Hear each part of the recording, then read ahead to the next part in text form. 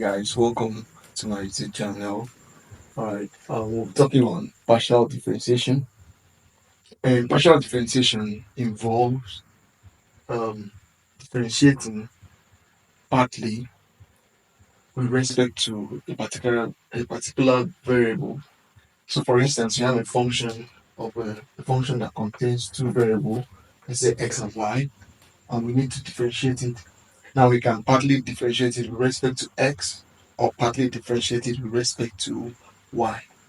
All right, so if you're differentiating with respect to x, that means we have to keep y as a constant. So for instance, let's say, for instance, that we have an equation such as where we have 3x to the power of 2 and y to the power of 3 plus 5x to the power of 3 plus 6y to the power of 2. And we have to differentiate f prime of x, which means we are differentiating now with respect to x. And to do that, remember y is going to be kept as constant. Alright, so to differentiate this, the first thing we need to do so that we can easily differentiate it is to first of all write down the fraction, the constants. So like we have here 3x squared and y cubed. Remember x we are differentiating with respect to x, which means that y is a constant. So let's write down the constant that we have in this first part. So 3 is a constant, and then y to the power of 3 is a constant before we can then differentiate our x. Now differentiating our x here with the power of 2, taking note of the rules of differentiation of power functions like these. Remember, if you have the power functions like this, x raised to the power of n, when you differentiate it, you're going to have n multiplied to the variable x, and then you reduce the power by 1. Reduce the power by 1, okay? All right, so these are the rules we're going to apply. So now let's apply the rules now. So here our x to the power of 2 becomes 2, and then the power comes down and multiply x, and then the power of x will reduce from 2 to 1. So I'm not going to write anything again. So that's x to the power of 1. And then at this point, we want to differentiate this. The constant that we have is 5. So I'll write down 5 and differentiate x to the power of 3. Now differentiating x to the power of 3, we're going to have 3 and then x. Now the power will reduce from 3 to 2. Now 6y squared, this term does not contain x. So as it doesn't contain x, this is considered as a constant. So since it is a constant and it doesn't contain x, when you differentiate this, it becomes 0. Alright, so this becomes 0. Now let's write down what we now have. Now arranging this now, rearranging this, we have 3 here multiplied to 2. So let's write down the numbers first. 3 times 2 will give us 6. Now let's start with the first variable that comes in the alphabetical order. That will be x. So let's write x. Now x does not have a power. The power is 1, has a power of 1, sorry. And then we have y here that has a power of 3. So we write it down. Now plus, at the second point we have 5 and 3. 5 and 3 becomes 15. And then we have x to the power of 2. Now this 0, we can write that down. So this is the answer now when you're differentiating with respect to x. Now what happens if you're differentiating with respect to y?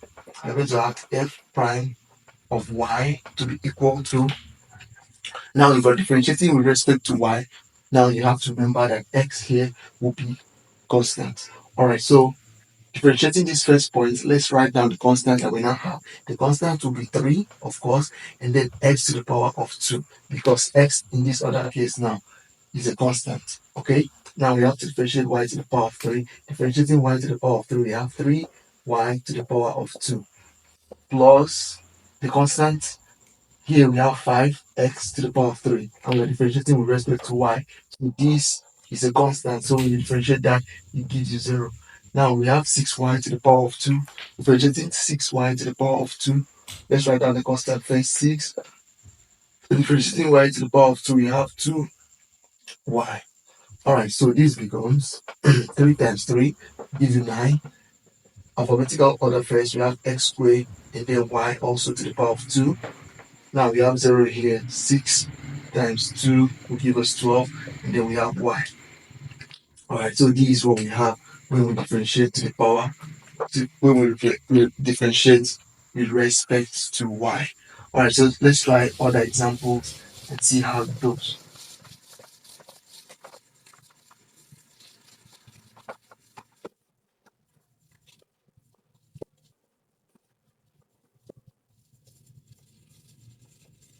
Now let's try another example. Let's say now we have that y is equal to 3x1 to the power of 3 and x2 to the power of 5 plus 5x1 to the power of 2 plus x2 to the power of 4. Alright, so if we have to differentiate this partially and we want to differentiate it with respect to x1, if we want to differentiate it with respect to x1, in this particular case now, if I'm differentiating with respect to x1, then x2 will be kept as constant. So we're going to consider x2 as a constant now.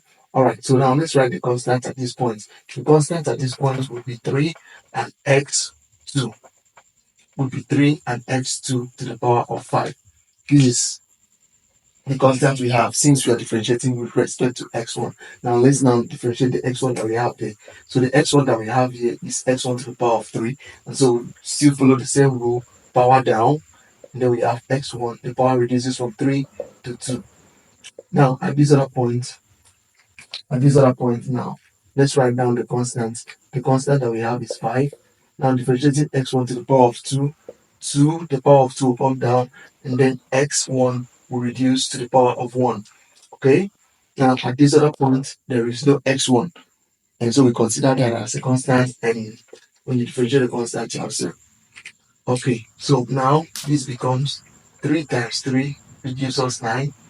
Then let's start with x1 first, x1 square, and then x2 to the power of 5 plus 5 times 2 is 10, and then we have x1. Alright, so that's what we have if we are differentiating with respect to x1. Now, if we are differentiating with respect to x2,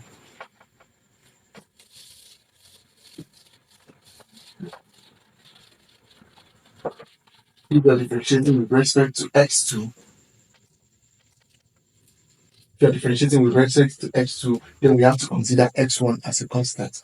Alright, so we will now have this as, write down the constant first, 3 and x1 to the power of 3, in this case, are constant. Now we differentiate x2 to the power of 5. Now differentiating x2 to the power of 5, we're going to have 5 to the power of 5 comes down, and then x2 reduced to 4. Now at this point, we don't have x2.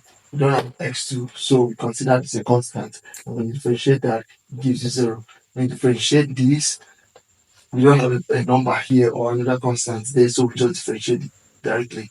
So we're going to have 4, and then x2, the power will reduce from 4 to 3.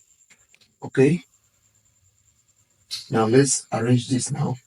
Now finally, arranging this, we have 3 times 5, which will give you 15. And then we have x1 to the power of 3 and x2 to the power of 4. Now this is 0. We'll write that. Then we go on to this part. We have 4 and we have x2 to the power of 3. And this would be our answer.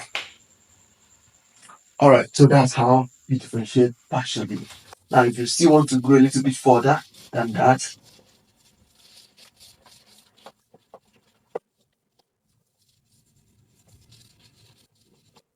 you have to differentiate a little bit further than that. Now, let's say that we have u to be equal to x to the power of 3 sine xy plus x to the power of 2 y to the power of 3 plus y to the power of 4. Alright, now let's look at this point here. At this point, we have two functions, two different functions. This is the power function, a polynomial, and this is a trigonometric function.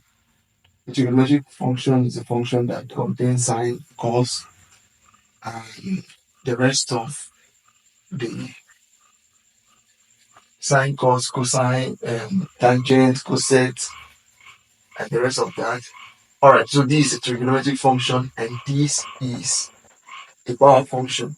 Now, these two are multiplied together. So, in this case, we are going to use the product rule to solve that. Now, what does the product rule say? Product rule says that if you have two functions, v and x, and you have to differentiate it, then your dy dx, when you differentiate this, you're going to write down u first and differentiate v with respect to x, plus you write down v and multiply that to du dx. Now this is the rule. Now this is what we're going to observe now. So which means that based on what you've just written down here,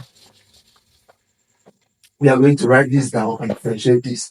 After we're going to write this down and differentiate this before we are done with this. Okay, now let's differentiate that du dx with respect to x. Now differentiating this with respect to x, we are going to consider this a product rule because we have x here, we also have x in this function. So we have x in these two functions, and so we are going to consider this a product rule. This function of x multiplied to this function of x. Okay. All right. So now using the product rule, you're going to write down x to the power of 3 first and differentiate this. Now, how do you differentiate sine xy? Now, to differentiate sine xy, the first thing we're going to do is to differentiate the angle first. Differentiating xy with respect to x will result in y. Okay? Differentiating xy with respect to x will result in y. So we write down that y.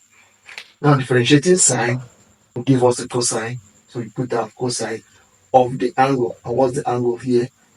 Xy. And that's how we differentiate that. Now we're going to write this one down first. Now, so we write down sine xy and differentiate x to the power of 3. Now differentiating x to the power of 3, we have 3x to the power of 2. And with that, we are done with differentiating this with product rule. Now, in case this is confusing, let's try to recall that we wrote down x to the power of 3 and we differentiated sine xy to have this, and then later we wrote this one down and differentiated this, which is this. Okay. Now let's go to this other point. Now differentiating this, we're going to have, we keep down the constant first. The constant is 5 raised to the power of 3, and we differentiate x to the power of 2. That becomes 2x. Now at this point, there is no x. So we differentiate that, it gives us 0. Now we can then write this down as, which is x to the power of 3y cos xy plus, now we're going to write this behind because we can't multiply this to the angle. This is the angle. Alright, so we put down the sign of the angle xy, and then plus the last point 2. Let's write x first before we write y, following the alphabetical order. Alright, so this is what we have as du dx. And so